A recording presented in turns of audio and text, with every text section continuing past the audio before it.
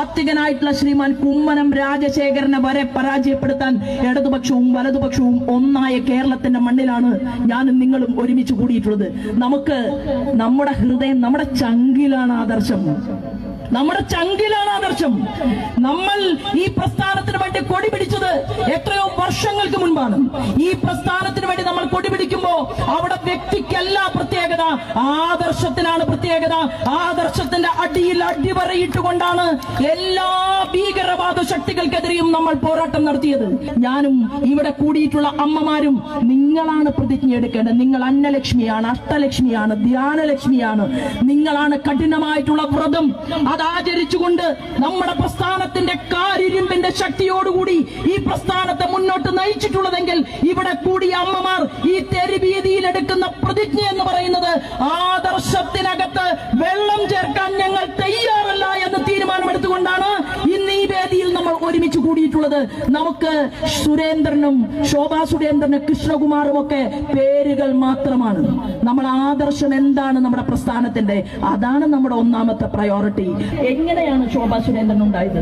എങ്ങനെയാണ് എന്റെ സഹപ്രവർത്തകർ, എങ്ങനെയാണ് നവ്യ ഉണ്ടായത്? എങ്ങനെയാണ് വയനാട്ടിൽ നവ്യ എന്ന് പറയുന്ന ഒരു സ്ഥാനാർത്ഥി ഉണ്ടായത്? എങ്ങനെയാണ് ഫ്ലെക്സ് ബോർഡുകൾ ഉയർന്നത്? ഓരോ ഫ്ലെക്സ് ബോർഡുകളും ഉയർത്താൻ ഒന്നും ആഗ്രഹമില്ലാത്ത, ഒരിക്കൽ പോലും തന്റെ മുഖമൊന്ന് ടിവിയിൽ കാണണമെന്ന് ആഗ്രഹിക്കാത്ത സംഘപരിവാർ പ്രസ്ഥാനത്തിന്റെയും ഭാരതീയ ജനതാ പാർട്ടിയുടെയും കറകളഞ്ഞ വ്യക്തിത്വമുള്ള പ്രവർത്തകന്മാരും പ്രവർത്തകമാരും ഒരുമിച്ച് നിന്നതുകൊണ്ടാണ് കേരള നിയമസഭയ്ക്കകത്തേക്ക് മാറി മാറി മുഖ്യമന്ത്രിമാരെ സമ്മാനിച്ചിട്ട് കേരളത്തിന് എന്ത് കിട്ടി എന്ന ചോദ്യം. നമ്മുടെ തൊട്ടടുത്ത സംസ്ഥാനത്തിന്റെ മുഖ്യമന്ത്രിക്ക് രാഷ്ട്രീയമുണ്ടെങ്കിലും തമിഴ്നാട്ടിൽ അവർക്ക് രാഷ്ട്രീയമുണ്ട്, ആന്ധ്ര അവിടെയും അവർക്ക് രാഷ്ട്രീയമുണ്ടായിരുന്നു. ഭാരതീയ ജനതാ പാർട്ടി നേതൃത്വം നൽകുന്ന NDAക്ക് വിരുദ്ധമായിട്ടുള്ള രാഷ്ട്രീയ അഭിപ്രായങ്ങളുള്ള സംസ്ഥാനങ്ങൾ പോലും അവർ രാജ്യത്തിന്റെ പ്രധാനമന്ത്രി പദവിയിൽ അടൽ ബിഹാരി വാജ്പേയി ഇരുന്ന സമയത്തും ശ്രീമാൻ നരേന്ദ്രമോദി ഇരുന്ന സമയത്തും അവരുടെ സംസ്ഥാനത്തിന് വേണ്ടി എത്ര കോടികൾ കൊണ്ടുവരാം, അതെങ്ങനെ ജനങ്ങളിലേക്ക് എത്തിക്കാം എന്ന കാര്യത്തിൽ അവര് റിസർച്ച് നടത്തിക്കൊണ്ട് മുന്നോട്ട് പോയി. എന്നാൽ ഈ കേരളത്തിൽ മാത്രം കഷ്ടമെന്ന് പറയട്ടെ, കോൺഗ്രസിനും മാർക്സിസ്റ്റ് പാർട്ടിക്കും അവർക്ക് ഒറ്റ നയം മാത്രമേ ഉള്ളൂ. അവർക്ക് നേതൃത്വം നൽകുന്ന അവരുടെ മുന്നണികൾക്ക് ഒരു നയം മാത്രമേ ഉള്ളൂ. ആ നയം എന്ന് പറയുന്നത്, പണ്ട് കാരണന്മാര് പറയും, പണ്ട് അങ്ങനെ പറഞ്ഞിരുന്നു, എന്താണ്, മകൻ മരിച്ചാലും കൂടി വേണ്ടില്ല മരുമകളുടെ കണ്ണീര് കാണണമെന്ന് പണ്ട് കാലത്തൊരു പഴഞ്ചൊല്ല് നമ്മൾ കേട്ടിട്ടുണ്ട്. അതുപോലെ ഭാരതീയ ജനതാ പാർട്ടിയുടെ ശ്രീമാൻ നരേന്ദ്രമോദിയുടെ കൈകളിൽ നിന്ന് കിട്ടുന്ന കോടികൾ അങ്ങനെ വാങ്ങി കേരളത്തിലെ ജനങ്ങൾക്ക് കൊടുത്ത്, ജനങ്ങൾക്ക് വീടുണ്ടാക്കണ്ട, കുടിവെള്ളം കൊടുക്കണ്ട, അവരുടെ മക്കൾക്ക് ജോലി കൊടുക്കണ്ട, ഗ്രാമങ്ങൾ വികസിക്കണ്ട, അങ്ങനെ ഒരു അമൃത നഗരമാക്കി കേരളത്തെ മാറ്റണ്ട, ഈ തീരുമാനമെടുത്തുകൊണ്ടാണ് ഇടതുപക്ഷവും വലതുപക്ഷവും മുന്നോട്ട് പോകുന്നതെങ്കിൽ ഇനി ഞങ്ങൾക്ക് തോൽക്കാൻ മനസ്സില്ല എന്ന് പ്രഖ്യാപിച്ചുകൊണ്ടാണ് കേരളത്തിന്റെ പൊതുവീതിയിൽ നമ്മളെല്ലാവരും ഒരുമിച്ച് നിൽക്കുന്നത്. അത് ആർക്ക് വേണ്ടിയിട്ടാണെന്ന് അറിയുമോ? ഇവിടെ പാർശ്വവൽക്കരിക്കപ്പെട്ട സാധാരണക്കാരന് വേണ്ടിയിട്ട്. എത്രയോ വർഷമായി നിങ്ങൾ കൊയ്യും വയലെല്ലാം നിങ്ങളുടേതാകും പൈങ്കിളിയെ എന്ന് പാട്ട് പാടിച്ച് പാവപ്പെട്ടവന് വേണ്ടി ഇൻകുലാബ് സിന്ദാബാദ് വിളിച്ച് നിങ്ങൾക്കെല്ലാം ഞങ്ങൾ തരുമെന്ന് പറഞ്ഞ ആ മാർക്സിസ്റ്റ് പാർട്ടി സാധാരണക്കാരനെ ചതിച്ചു, വഞ്ചിച്ചു. 5 വർഷം അവര് ഭരിച്ചു മുന്നോട്ട് പോയാൽ 5 വർഷം വീണ്ടും UDF നേതൃത്വം നൽകുന്ന, കോൺഗ്രസ് നേതൃത്വം നൽകുന്ന UDFന്റെ കൈകളിലേക്ക് കേരളത്തിന്റെ അധികാരം ഏൽപ്പിച്ചു കൊടുത്ത ആളുകൾ ഇന്ന് ദുഃഖിക്കുകയാണ്. എന്താ കാരണം എന്നറിയുമോ? 300-ലധികം വരുന്ന പദ്ധതികൾ ഈ രാജ്യത്തിനു വേണ്ടി സമർപ്പിച്ച് കേരളത്തിൽ മാത്രം അത് നേടിയെടുക്കുന്ന കാര്യത്തിൽ ഇടതുപക്ഷവും വലതുപക്ഷവും മുഖം തിരിഞ്ഞു നിൽക്കുമ്പോൾ കേരളത്തിന്റെ നിയമസഭയ്ക്കകത്ത് എത്രയാണ് റോഡിന്റെ വികസന പ്രവർത്തനങ്ങൾക്ക് വേണ്ടി കോടികൾ കേന്ദ്രം കൊടുത്തത് എന്ന് ചോദിക്കാൻ നമുക്ക് ആള് വേണം. കേരളത്തിന്റെ നിയമസഭയ്ക്കകത്ത് നമുക്ക് ചോദിക്കാൻ സാധിക്കണം, ആരോഗ്യ വകുപ്പിന് വേണ്ടി കൊടുത്ത പദ്ധതി ഫണ്ടിൽ നിന്ന് 51% തുക എന്തുകൊണ്ടാണ് ആരോഗ്യ വകുപ്പ് മന്ത്രി വീണ ചെലവഴിക്കാതിരുന്നത് എന്ന് ചോദിക്കാൻ കേരള നിയമസഭയിൽ ആള് വേണം. SC/ST വിഭാഗക്കാരന് വേണ്ടി ഒരു മെഡിക്കൽ കോളേജ് കൊടുത്തു എന്ന് അവകാശപ്പെട്ടുകൊണ്ട് അവിടെ നിങ്ങൾ ആർക്കൊക്കെയാണ് ജോലി കൊടുത്തത് എന്ന് ചോദിക്കാൻ നമുക്ക് കേരള നിയമസഭയിൽ ഒരാൾ വേണം. കേരളത്തിന്റെ നിയമസഭയ്ക്കകത്ത് ആയിരക്കണക്കിന് കുട്ടികൾ ഈ കേരളത്തിൽ നിന്ന് പലായനം ചെയ്തുകൊണ്ട് അമ്മയും അച്ഛനും മാത്രം വീടുകൾക്കകത്ത് നിറയുന്ന കേരളത്തെ എങ്ങനെയാണ് സൃഷ്ടിച്ചത് എന്ന് ചോദിക്കാൻ നമുക്ക് കേരളത്തിന്റെ നിയമസഭയ്ക്കകത്ത് ആള് വേണം. വരാൻ പോകുന്ന നാളുകളിൽ പാലക്കാട് നിന്ന് നമ്മുടെ പ്രിയപ്പെട്ട കൃഷ്ണകുമാറിനെ വിജയിപ്പിച്ച് ഒരു MLA-യിൽ നിർത്തുമെന്നാണോ കേരളത്തിന്റെ ഭരണപക്ഷവും പ്രതിപക്ഷവും നിങ്ങളെ കരുതിയിരിക്കുന്നത്?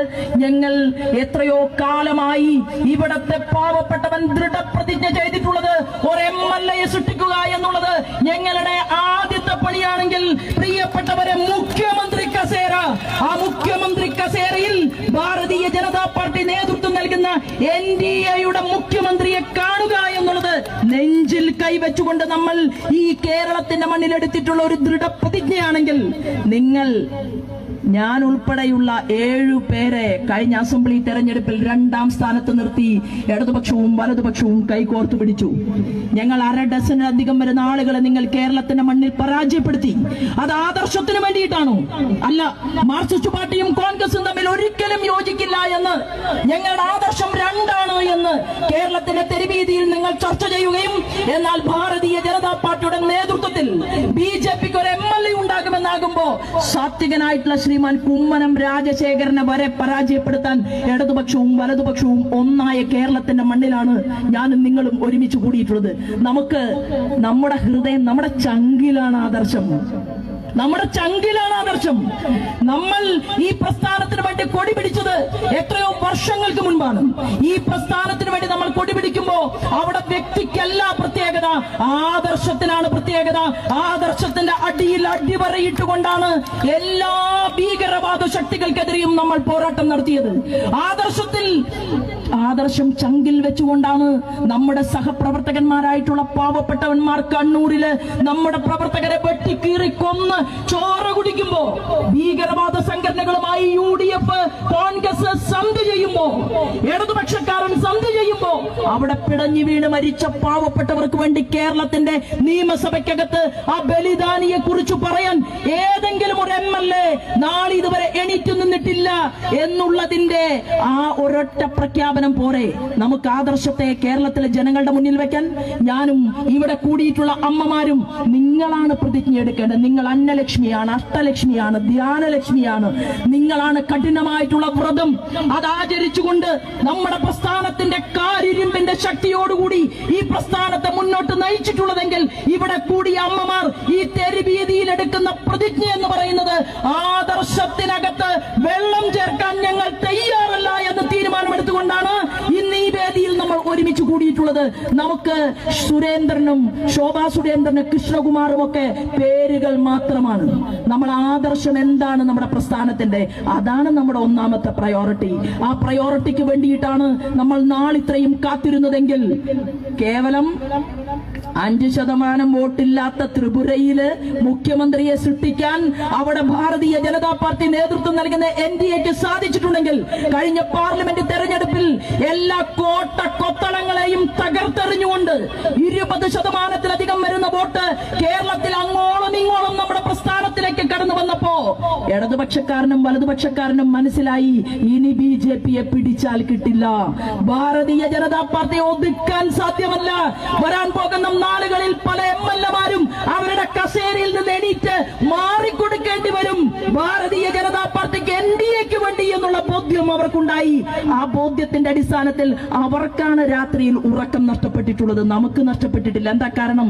നമ്മൾ 10 പേർ കൊടി പിടിക്കാൻ ഇല്ലാത്ത കാലത്ത് തുടങ്ങിയിട്ട് ഇന്ന് നമ്മൾ പാർലമെന്റ് തെരഞ്ഞെടുപ്പ് കഴിഞ്ഞപ്പോ 20%-ലധികം വോട്ടും വാങ്ങി നമ്മുടെ പ്രസ്ഥാനം നിലകൊണ്ടിട്ടുണ്ടെങ്കിൽ, ഈ ദൃഢപ്രതിജ്ഞ എന്ന് പറയുന്നത് നിയമസഭയ്ക്കകത്തേക്ക് നമ്മുടെ പ്രിയപ്പെട്ട കൃഷ്ണകുമാറിനെ പറഞ്ഞയക്കാൻ വേണ്ടി നമ്മൾ ഓരോ നിമിഷവും ഓരോ മണിക്കൂറും വരാൻ പോകുന്ന നാളുകളിൽ അതിനാവശ്യമായിട്ടുള്ള പ്രവർത്തനങ്ങൾക്ക്, ദൃഢമായിട്ടുള്ള പ്രവർത്തനങ്ങൾക്ക് നമ്മൾ നേതൃത്വം കൊടുക്കുമെന്ന് പ്രഖ്യാപിച്ചുകൊണ്ട് ഇവിടെ കൂടിയിട്ടുള്ള അമ്മമാരോട് ഐക്യദാർഢ്യം പ്രഖ്യാപിച്ചുകൊണ്ട് ഈ പാലക്കാടിലെ അമ്മമാർ, വീടുകൾക്കകത്തിരിക്കുന്ന അമ്മമാർ മുന്നോട്ട് വരുമെന്നുള്ള കാര്യത്തിൽ ഒരു തർക്കവും വേണ്ട.